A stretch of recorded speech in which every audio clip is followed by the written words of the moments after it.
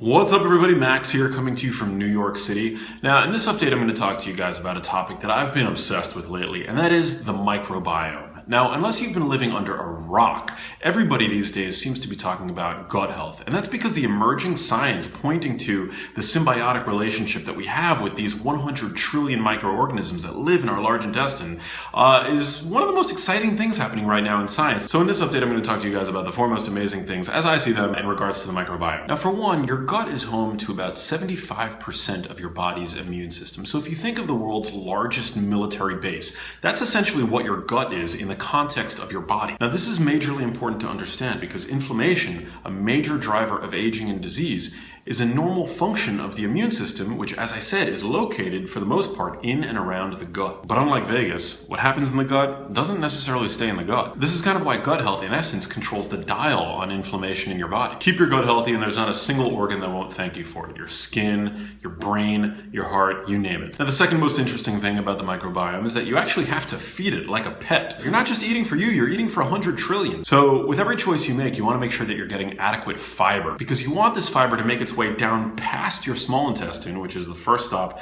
that your food makes after your stomach, into the large intestine, which is essentially the hub for your microbiome.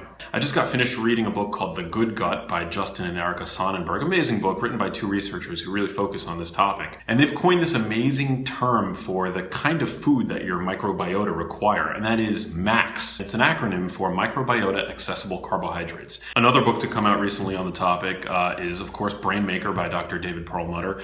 And Dr. David Perlmutter himself is very fond of jicama, which is a potent prebiotic full of inulin, radish, onions, leeks, Jerusalem artichoke, dandelion greens, you name it, there are plenty of options. This is a great way to make sure that your humble microbes down at the lower end of your gastrointestinal system are getting what they need. And that leads me to my third point, the fact that your microbiota actually feed you. It's true, as an end product of the fermentation that ensues when your microbiota gets the fiber that they require, they create lots of short-chain fatty acids which your own cells actually use as food. One of the most important of these short-chain fatty acids is called butyrate, and butyrate is actually consumed by your colonic cells. And this is really important because, as I mentioned, inflammation that begins in the gut doesn't stay in the gut. So by keeping the cells of your large intestine happy, that actually leads to greater integrity of your intestinal lining, and that's profoundly important. And finally, the fourth most amazing thing in my opinion about the microbiome is simply how vast it is. Like I said, you've got 100 trillion cells